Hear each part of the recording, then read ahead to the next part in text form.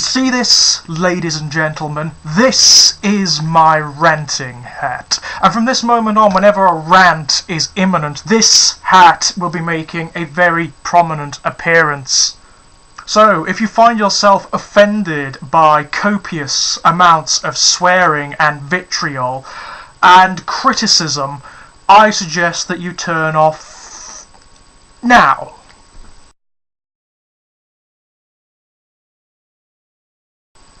So, what is it that we're going to be spouting off about today?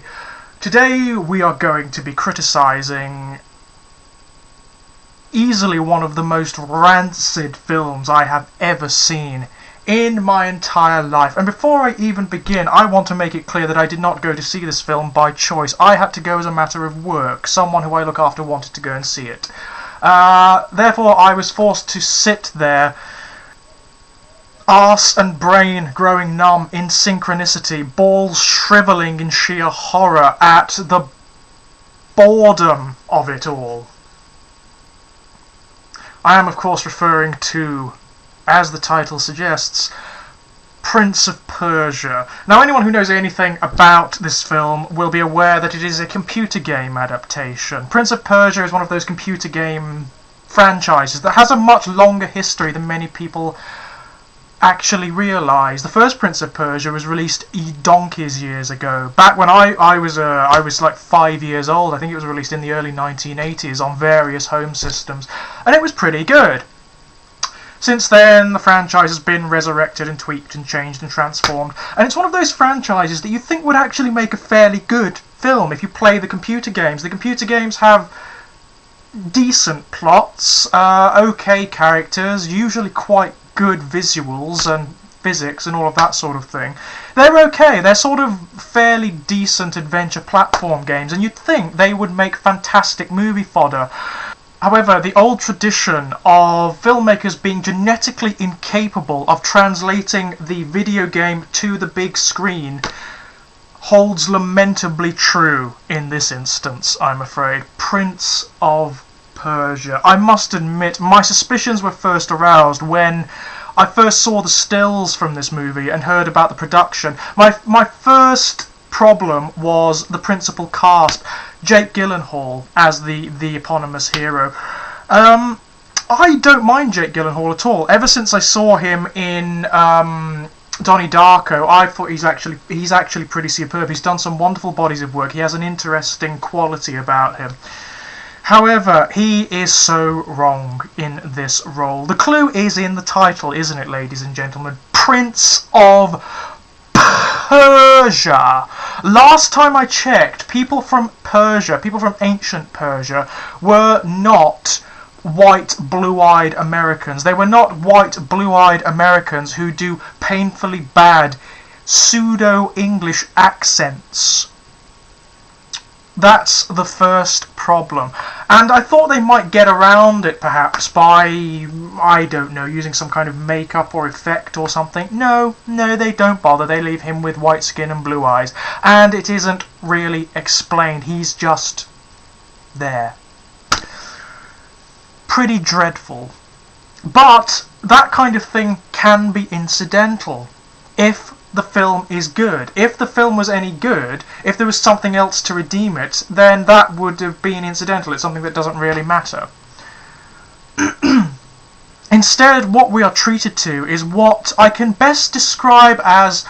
You remember the more recent Clash of the Titans film, which was a hideous CGI-drenched piece of shit, right? This is like that, but without the monsters. That's the best way I can describe it. At the very least, Clash of the Titans had set pieces with big CG monsters to entertain for, like, the span of a thought or a breath. This doesn't even have that. It's got all of the terrible acting, the shite script, the sheer lack of plot that Clash of the Titans had, but doesn't have any of the supernatural or monstrous elements to make it even marginally interesting. It's just dreadful. The dialogue is hilarious, unintentionally hilarious. It consists almost entirely of exposition. It's wooden, it's poorly delivered. The principal characters are bland. They are the worst action film stereotypes imaginable. Best amongst them, I must admit, is Ben Kingsley. This is another thing about the film. It does its audience no credit whatsoever.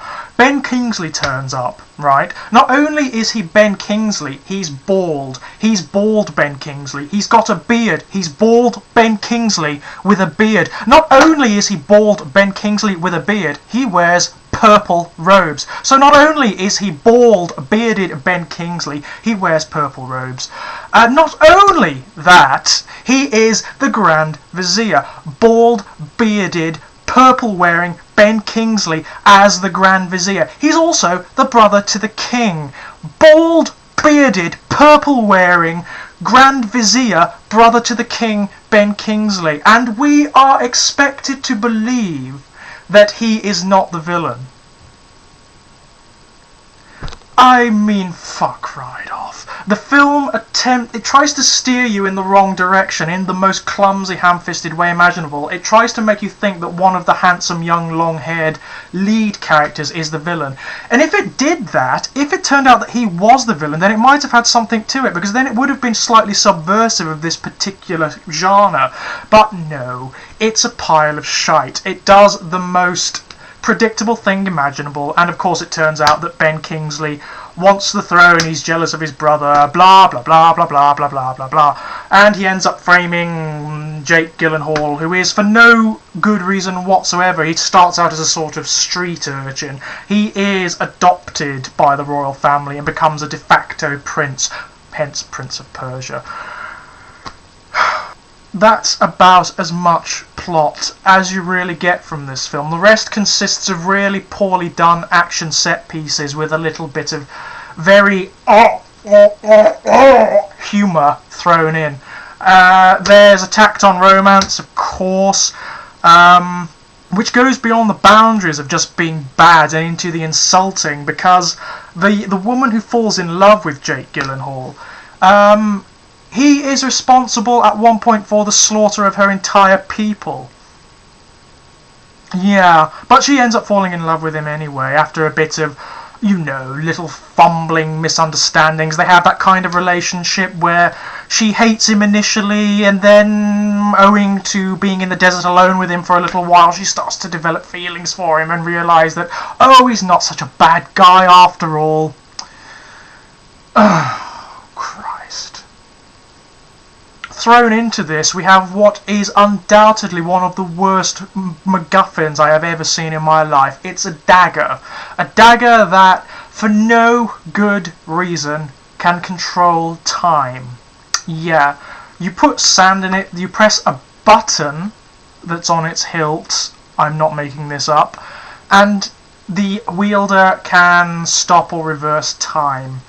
And this is the big sort of doomsday weapon. This is the MacGuffin around which the whole thing revolves. It's getting the dagger, it's getting the sand to go in the dagger. Blah-de-blah-de-blah-de-blah. It's dull. How you can manage to make this kind of film dull is beyond me. The subject matter alone should be interesting, and yet somehow they manage it. I don't quite know how that's possible. I can only think that it must be a conscious effort on behalf of the filmmakers. They must consciously try to make it as bland as possible out of some assumption that this kind of grey gruel is what the film-going public want.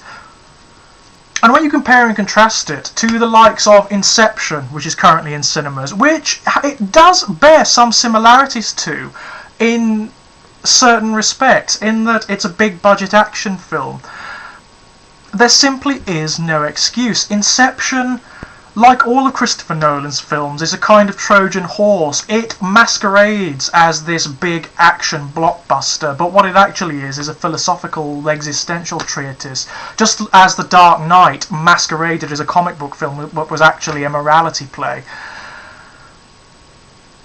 Prince of Persia has none of that. It is not even a good superficial action film. It's not even that. It's poorly shot. There are huge, gaping plot holes. There are characters that make me want to physically vomit in their stereotypicalness. It's one of those films where from the first instance, the moment each character appears on screen, you will know what their story arc is. You know exactly where they're going to go.